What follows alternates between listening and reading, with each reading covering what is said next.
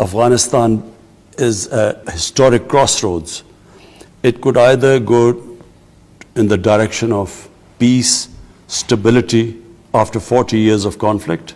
If this goes wrong, it could go into chaos, humanitarian crisis. It could lead to a huge refugee problem which will affect all the neighbors.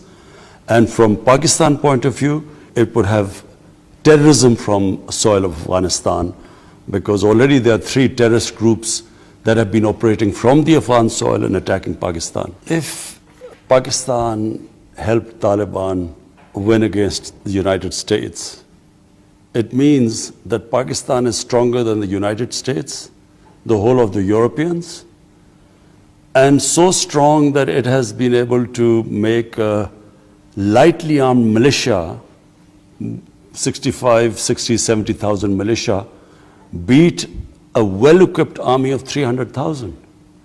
So it is, unfortunately, it is a propaganda which has been unleashed, number one, by the Afghan government to cover up its incompetence, its corruption, its inability to give governance to, proper governance to Afghanistan, it being perceived as a puppet government, not being respected by the people of Afghanistan.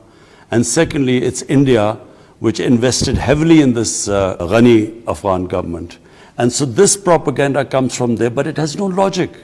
The total budget for 220 million people is $50 billion. How could it have in any way supported insurgency in Afghanistan, which overwhelmed the United States, which spent over $2 trillion in Afghanistan in 20 years? So it is just not logical, it is propaganda. The 300,000 Afghan army did not fight. Did Pakistan ask them not to fight? So if you want to know the reasons why the Taliban won and the Americans finally lost after 20 years, all you have to do is do a detailed analysis of why one of the most bravest nations in the world, the Afghan nation, why did the army give up without a fight? The recognition of Afghanistan is going to be very significant, the Taliban government. And what we are doing is that we are working with all the neighbors of Afghanistan. We are developing a policy. The Pashtun element, Taliban are basically a Pashtun movement, is roughly half the population. Then there are Tajiks, who are a significant minority, and then there are Uzbeks, and then there are Hazara. For the interest of Afghanistan, for the long-term stability of Afghanistan, all of us feel that it must be an inclusive government which unites Afghanistan. So really that's where we stand today. We will discuss with all the neighbors of Afghanistan and come up with a policy. Look, the Taliban have, through one of the most epic struggles anyone could have gone through, because after 20 years, they have really survived greatest military machines in the history of mankind. And they have taken heavy casualties in this. So I assume what is going on right now is that there is a feeling amongst those who have struggled in these 20 years, who've given a lot of sacrifices. They would want to have the lion's share, the main share of the government. And yet, I think within the Taliban, there are people who feel that unless they get all other minorities, other sects, groups, everyone until they get them under the umbrella, they feel that the government will remain unstable. So I think that is going on within the Taliban movement right now. But from the point of view of Afghanistan, as a well-wisher of Afghanistan, I feel that the only way there will be stability, long-term peace, if it's an inclusive government. Well, my government has a relationship with them. Our security chiefs keep exchanging views about the situation in Afghanistan. Our foreign minister has met their foreign secretary. So there is talk between the two countries. I'm not sure whether at the moment the United States has a coherent policy towards what they're going to do in Afghanistan. And the reason is there's so much criticism of President Biden for his decision to withdraw from Afghanistan, and which I feel is extremely unfair. It was the only sensible thing to do. But how can you prepare? He's been criticized heavily that he wasn't prepared. But how do you prepare if 2 weeks before the date of departure, whether that date was given now, in years' time, or 6 years' time, or 5 years' time, if the Afghan government, if the president flees the country and the army collapses 2 weeks before the departure, how can you prepare for that? So there is a lot of unfair criticism, I'm afraid, of Joe Biden. And because of that, I think the inquisition of their foreign secretary in front of Senate. So I don't think they have still formulated a rational policy because of the sheer amount of criticism, unfair criticism which they are facing. But I think sooner or later, the US has to decide that unless Afghanistan stabilizes and unless this huge humanitarian crisis is averted by helping this government, or forget the government, the people of Afghanistan, unless the people of Afghanistan are helped, the situation stabilizes. If this descends into a huge humanitarian crisis, does not help, then the consequences would be far-reaching in terms of refugees. There'll be a huge refugee problem, which Pakistan probably will face more, Iran, two countries which have taken the most number of Afghan refugees. We still have almost 3 million Afghan refugees. But it will also have on terrorism, that if there is instability in Afghanistan, then how will the government be able to stop terrorism from Afghan soil? And there again, Pakistan is worried because there are already 3 different groups that have been operated from Afghan soil hitting Pakistan. There is no doubt, if there is instability, chaos, a weak government in Afghanistan which cannot control the terrorists, so if that happens, then the country that is going to be most at risk will be Pakistan. As I said, there are 3 different terrorist groups that have been attacking Pakistan. One is the Tehreek-e-Taliban Pakistan, because when Pakistan took action against these Pakistani Taliban who are attacking the state of Pakistan, they were pushed into Afghanistan. One is that group. Second is ISIS. ISIS has done a number of attacks inside Pakistan territory. And that ISIS is the one which did that attack on the Kabul airport. But also we have Baloch terrorists. These terrorists have been using Afghan soil to attacks in Balochistan. That's why Pakistan is talking to all the neighbors of Afghanistan. We want a consensus built how we can support this current government and stabilize the situation. But I think the US has a big part to play because US was there for 20 years. If there's terrorism from the soil of Afghanistan, then we must remember that 20 years ago, the only reason the US invaded Afghanistan was because of terrorism. Al-Qaeda, which had hit the US. So if that was the reason for coming over, then 20 years later, over $2 trillion spent, 2,400 Americans dead, but hundreds of thousands of Afghans dead, 80,000 Pakistanis died in this. So what would be the achievement if, after all this time, again Afghan soil is being used for terrorism? So therefore, I think the whole world community has to take cognizance. And this is a historic moment where they should not let Afghanistan drift towards chaos and go into another crisis. I was listening to the Senate hearing where Secretary Blinken was there and answering these questions to the senators. And I must say, as a Pakistani, I felt deeply hurt by some of the remarks made by those senators. To blame Pakistan for this debacle in Afghanistan is the most painful thing for us to listen to. Pakistan is the country that gave the greatest number of sacrifices for the American war in Afghanistan.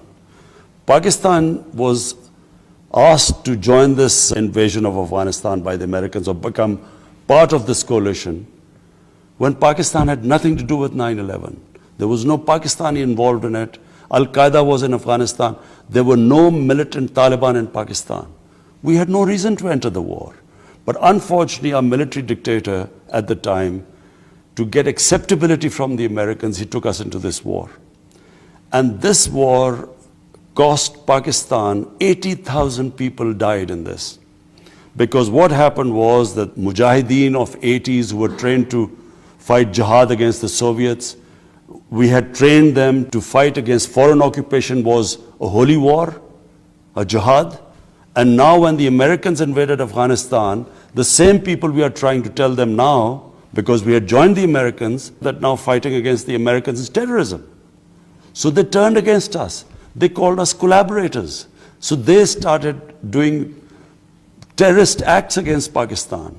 And then all along the border, the Pashtun tribes, which had sympathy with the Taliban, not because of their ideology, but because of their ethnicity. So the Pashtun nationalism kicked in. They too thought we were collaborators against fellow Pashtuns, and they formed what was the Pakistani Taliban. So they started attacking Pakistan as collaborators. And there were insider attacks from within the Pakistan army who had trained the Mujahideen. So there were 2 suicide failed attacks put on General Musharraf from within the army. There were 50 different militant split into groups who were attacking the state of Pakistan at one point. On top of it, our ally, it's only time in history when a country is being attacked bombed by its own ally. 480 drone attacks were conducted in Pakistan by the US. So this country, what we went through, the suffering we went through, forget about the people who lost their limbs in bomb attacks, the loss to the economy. When you have suicide attacks, Islamabad was like a fortress. So the country lost over $150 billion. And after all this sacrifice, rather than a word of appreciation, because they appreciate other people, they're saying, you know, we are worried about the Afghans who helped the coalition and who, you know, they are trying to look after getting them to the US. But what about Pakistan? A country loses 80,000 people. Were we children of a lesser God? Didn't it matter to them? And then being made scapegoats for their failure in Afghanistan, I think was the most painful thing. I think the world, the international community, they do not have a choice. Because if they do not, Taliban is a reality now that they have taken over Afghanistan. I think the only one choice left is that they should incentivize them, they should encourage them, stick to the promises or announcements they have made about inclusive government, about human rights, have given amnesty to everyone.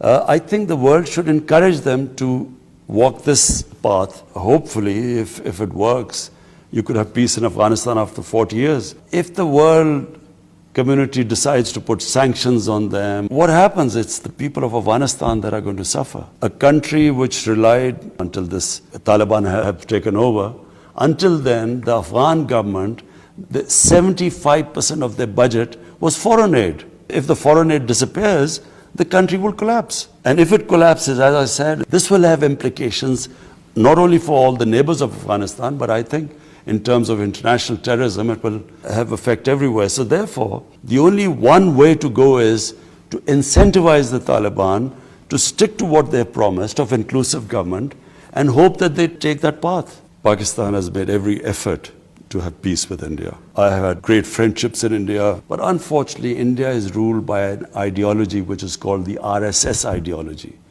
That RSS ideology was inspired by the Nazis in the 1920s and 30s.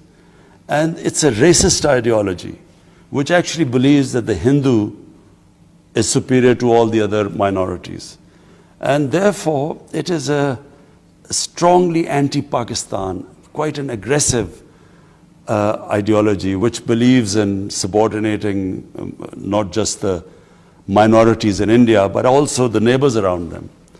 And so I found it very difficult to take our relationship forward. And then on 5th August in 2019, they unilaterally took away the state of Kashmir. And Kashmir is a disputed territory between Pakistan and India. And this has been recognized by the world community through United Nations Security Council resolutions. Then that's when all our communication stopped. What they're doing in Kashmir is violating every human right. The world community worries about Taliban's human rights violations, but what about the violations that are going on in Kashmir, where there are some 800,000 Indian troops basically keeping 8 million people, Kashmiri people, in an open prison. They talk about women's rights in Afghanistan, but there are about, 40,000 Kashmiri women that have been raped by the security forces and all sorts of human rights abuses. This has been well documented by the Human Rights Commissioner of the United Nations, taking the statehood of Kashmir on 5th August 2019 until they go back. Unfortunately, we cannot resume a normal relationship with them. I think our relationship is improving. A couple of times I've met President Putin. We have a very good relationship and understanding. I've spoken to him twice on the phone now, and we want to improve our relationship between Pakistan and Russia. All the countries around Afghanistan, at the moment, the main concern is that Afghanistan should not descend into chaos. So we all agree on that there should be an inclusive government in Afghanistan which would bring stability there. Because our main concern is that instability in Afghanistan would have repercussions. All the neighbors will sooner or later be affected by that. So I was looking forward to meeting President Putin here, but because of his isolation due to COVID-19, he couldn't come.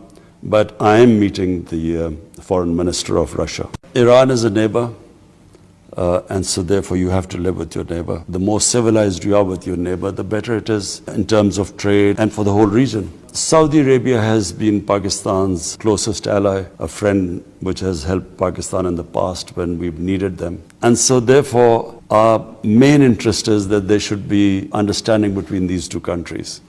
What would be disastrous for Pakistan is if there's a conflict between Saudi Arabia and Iran, not just for Pakistan. It would be a disaster for the developing world, because any conflict between those two would affect the oil prices. Already, because of COVID-19 and the supply shortages in the world, the commodity prices have risen up. Inflation is affecting most of all the developing world. It's affecting everyone. But commodity prices rising in the developing world is having a devastating impact on rising poverty. If the two clashed, Iran and Saudi Arabia, I'm afraid the immediate impact would be oil prices.